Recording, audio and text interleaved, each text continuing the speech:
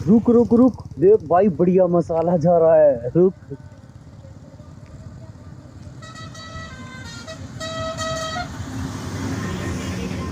अरे बाबूजी कहाँ जा रहे हो? बाबूजी कहाँ जा रहे हो? भाई साहब जाना तो बहुत दूर है, अब देखिए कहाँ तक जा पाएंगे। कहाँ से आए हो? बहुत दूर से आए हैं बाबूजी। एक धर्मशाला में रुके थे 15-20 दिन से। अभी ना वहाँ खाना आ रहा था और ना ही कोई देखने वाला था, और सही बताएं तो वहाँ से हमें जाने का कोई जुगाड़ भी नहीं लग रहा था भाई साहब, और घर का भी बहुत याद आ रहा था भाई साहब। अब हम मौका देखकर चुपचाप निकल लिए वहाँ से। तो अब क्या इसी तरह पैदल चलने का इरादा है? बाबूजी अब क्या बताएं, अपने पैरों पर भरोसा छोड़कर और किसी पर रहा नहीं। तो वैसे भी चलते चलते मर भी गए तो किसी को क्या फ़र्क पड़ना है साहब। मतलब यही कि साहब, मज़दूर वो पौधा होता है जो बंजर ज़मीन पर बारिश के पानी से पैदा हो जाता है साहब, और ऐसे पौधों की क्या कीमत साहब। अरे बातें तो बहुत बड़ी बड़ी करते हो साहब हम मज़दूर हैं, हमारी बात बड़ी नहीं साहब, बहुत ही बेचारी और कमज़ोर होती है। हम न्यूज़ चैनल से हैं, एक छोटा सा इंटरव्यू ले सकते हैं तुम्हारा? अरे साहब क्यों मजाक करते हैं, ये तो साहब बड़ी बड़ी कंपनियों में बड़े बड़े लोगों का होता है, हम ठहरे मज़दूर साहब। हम न्यूज़ चैनल से हैं, थोड़ी बातचीत तो कर सकते हैं। अच्छा साहब अब समझे, जब हम धर्मशाला में रुके थे वहाँ भी बहुत आते थे। ठीक है साहब, हम भी देते हैं, आप जो भी लेना चाहते हैं। ठीक है माई बाप, ठीक है चलते हैं। बस आप हमें ये सब होने के बाद जहाँ तक भी जाएंगे अपनी बाइक पर ले चलिएगा।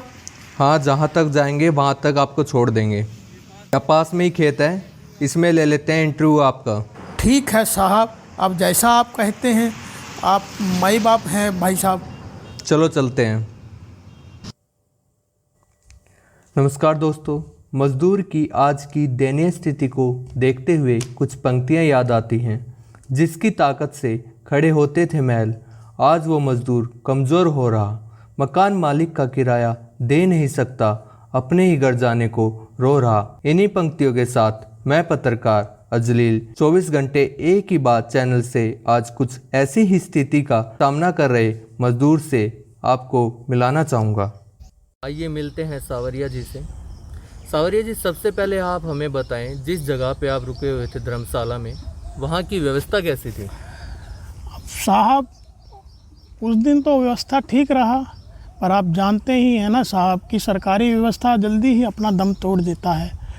पर साहब वहाँ का स्थानीय लोग हमारा बहुत मदद किया साहब, हम बहुत शुक्रगुजार हैं वहाँ के लोगों का, जो सुबह शाम हम लोगों का खाने का व्यवस्था किया।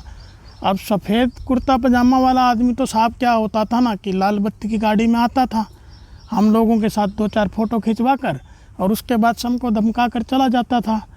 तो अब साहब आप जानते ही हैं, ये व्यवस्थाएं तो सरकारी ऐसे ही चलती रहती हैं। और वैसे भी साहब जहाँ मज़दूर रुके हों तो वहाँ कैसी व्यवस्था साहब। पर साहब वहाँ एक व्यवस्था हमें बहुत बढ़िया लगा, वहाँ एक टीवी लगा था साहब, और वो टीवी में क्या हुआ ना साहब, सारा दिन हम देखे कि न्यूज़ चैनल चलता रहता था। तो हम साहब उस न्यूज़ चैनल को देख देख कर 15-20 दिन में बहुत ज्ञान लिए साहब, पेल पेल के ज्ञान लिए साहब। अच्छा, तो क्या सीखा आपने वहाँ से? साहब हमने देखा न्यूज़ में, हम पहले दिन जब न्यूज़ देखे हमें बहुत अच्छा लगा साहब कि देखे किस तरह से लोग हमारे मज़दूर की एक मदद के लिए, हक के लिए आपस में कितना लड़ रहे हैं। हमें लगा कि देखिए कितने लोग हैं हमारी हक की लड़ाई लड़ने के लिए।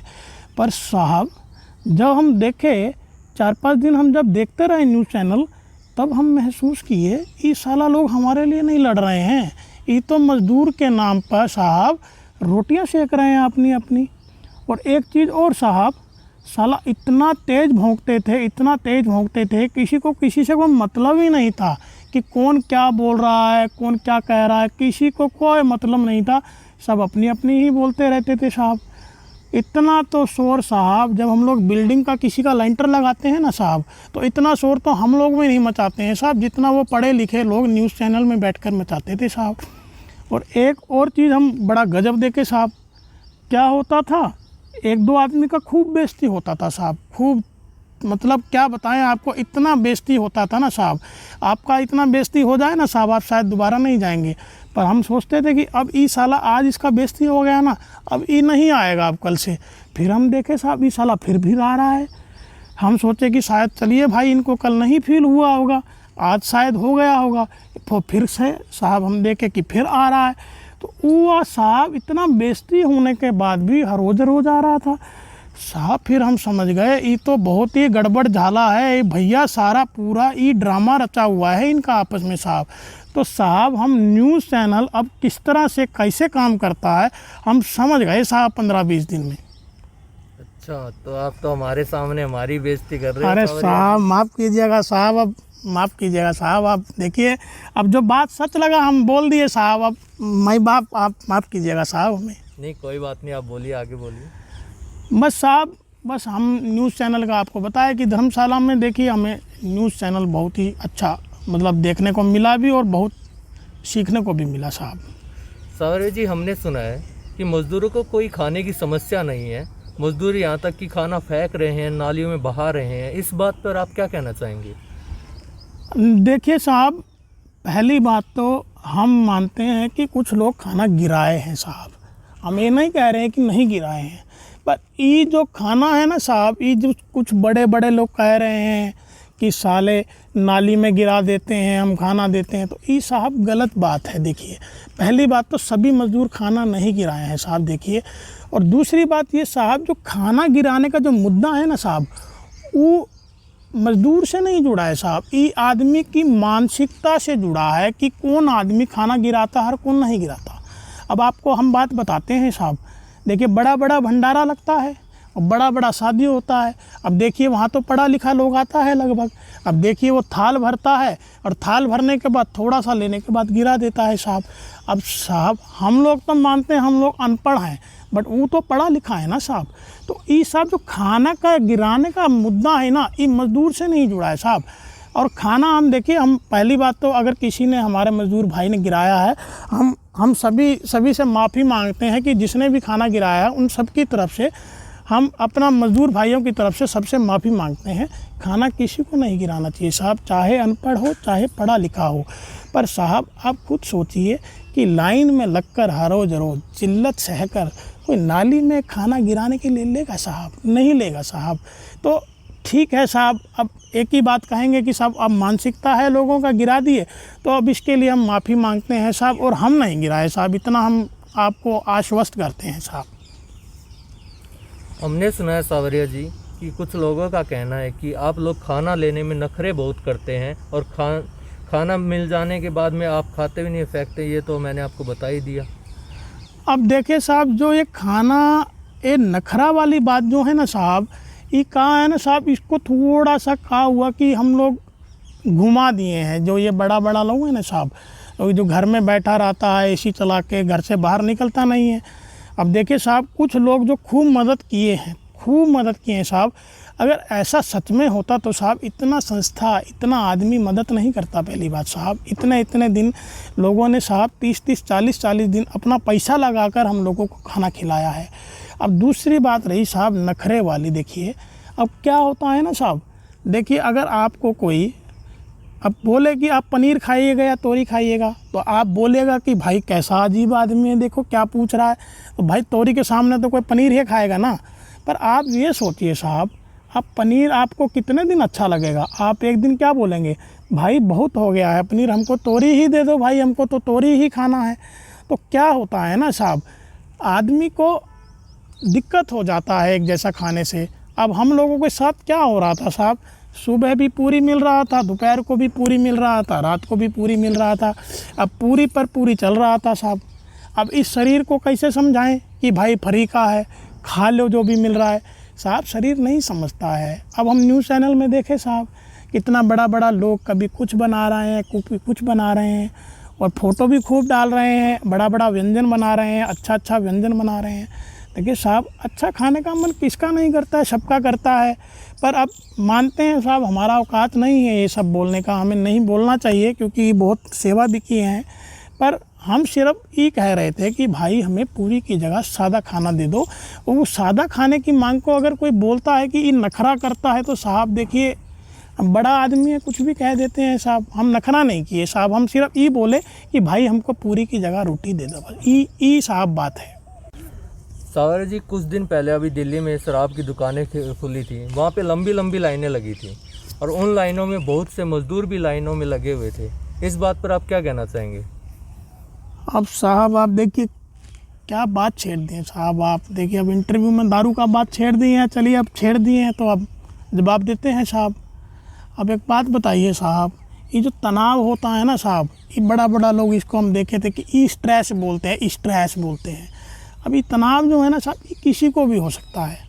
अब आप बताइए, ये बड़ा बड़ा व्यापारी जो सारा दिन रोता रहता है कि भाई हमारे पास काम नहीं रहा, हमारा धंधा चौपट हो गया, फीस नहीं है साला देने के लिए, हमारे पास किराया नहीं है देने के लिए, तो साहब ये लोग क्या दारू नहीं पीते हैं?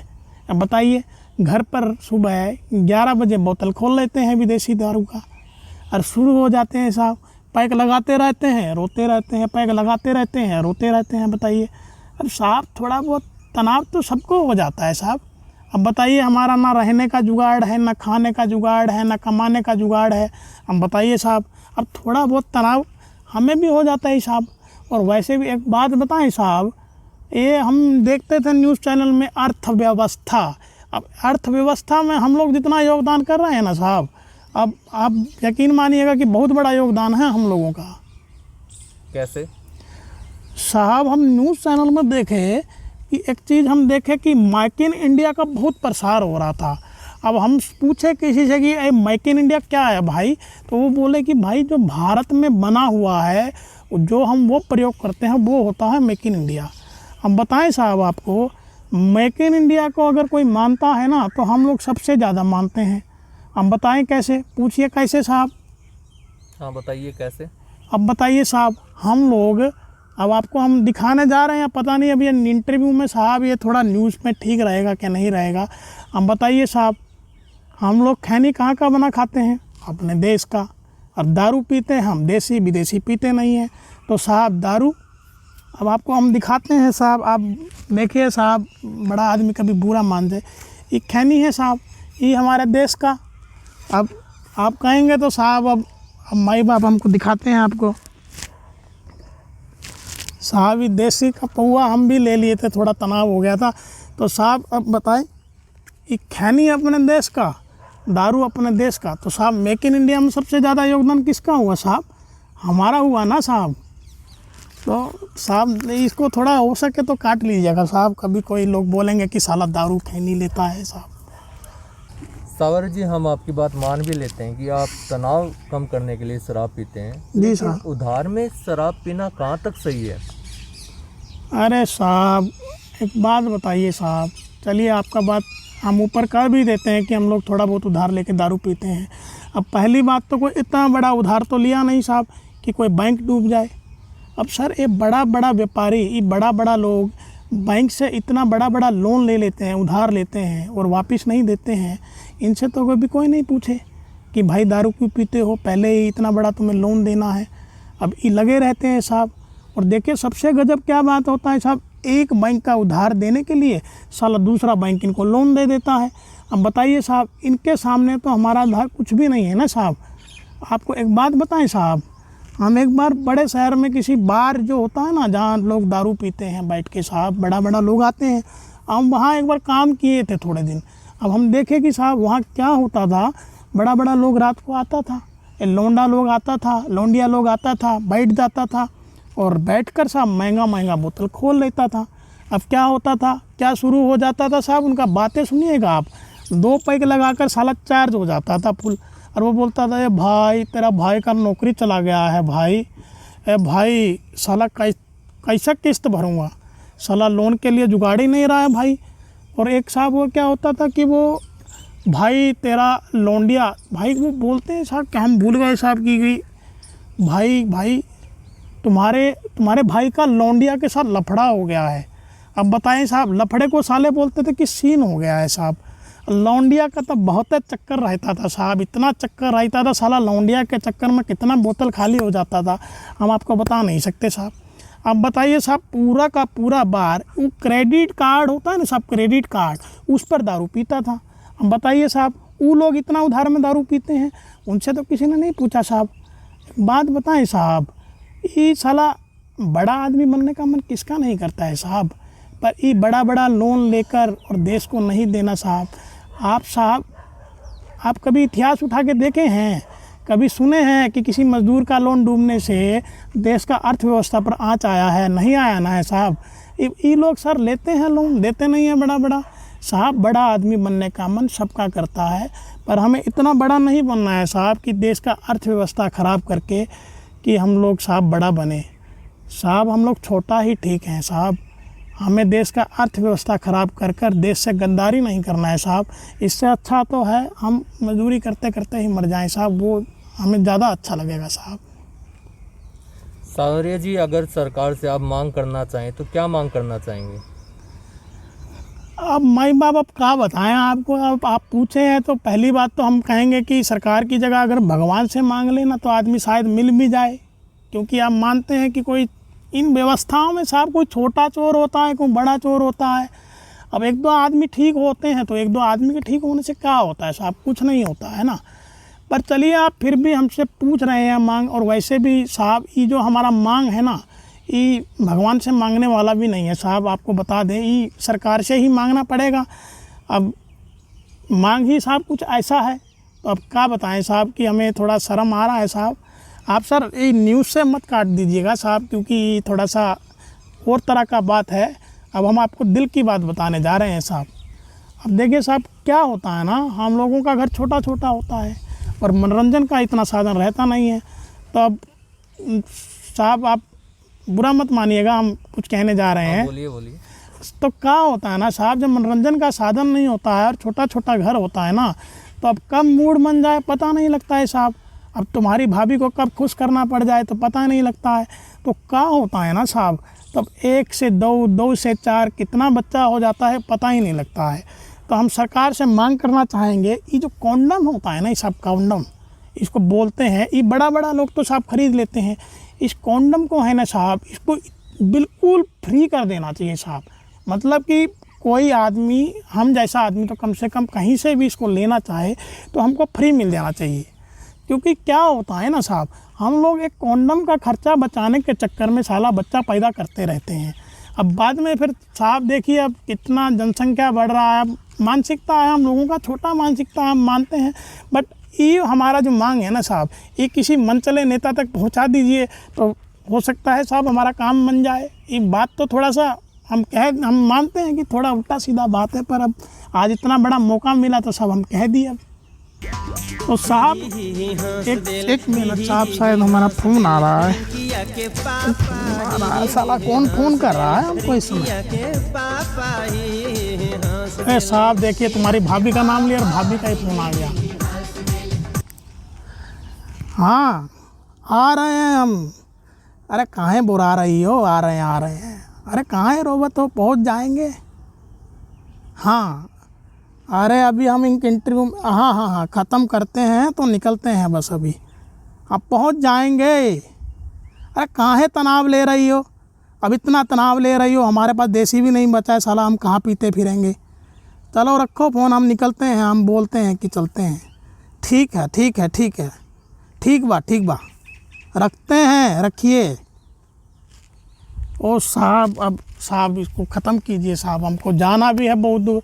अब आप वादा कीजिए थे कि आप हमें बाइक पे छोड़ दीजिएगा, तो चलेगा साहब। तो हम सबको बोलते हैं कि साहब कि हमें बहुत अच्छा लगा आपसे बात करके, और हम ये कहेंगे कि साहब, और एक बात और कहेंगे कि आपका नाम हम अजलील जी, हम ये कहेंगे कि भगवान करे कि आपको साहब पत्रकार के रूप में कभी बिकना ना पड़े साहब, यही कहेंगे साहब। हम इसी बात के साहब हम अपना बात को यहीं ख़त्म करते हैं साहब। तो देखिए किस तरह से एक मज़दूर ने हमारे सभी प्रश्नों के जवाब बड़े ही निराले अंदाज में दिए, और हम चाहेंगे कि सरकार इनकी मांग पर ज़रूर गौर करे। इन्हीं शब्दों के साथ मैं पत्रकार अजलील, 24 घंटे एक ही बात, अपने कैमरामैन रोहित के साथ नमस्कार। साथियों, अभी मुझे बहुत लंबा सफ़र तय करना है, तो मैं अजलील जी के साथ चलता हूँ, देखते हैं वो मुझे कहाँ तक छोड़ेंगे। उम्मीद करता हूँ आपको हमारी यह पहली वीडियो पसंद आई होगी। इसी तरह की वीडियो को देखने के लिए कृपया लाइक करें, कमेंट करें, शेयर करें और सब्सक्राइब करना बिल्कुल ना भूलें। आप सभी का बहुत बहुत शुक्रिया। जिंदगी के सफर में गुजर जाते हैं जो मकाम, वो फिर नहीं आते।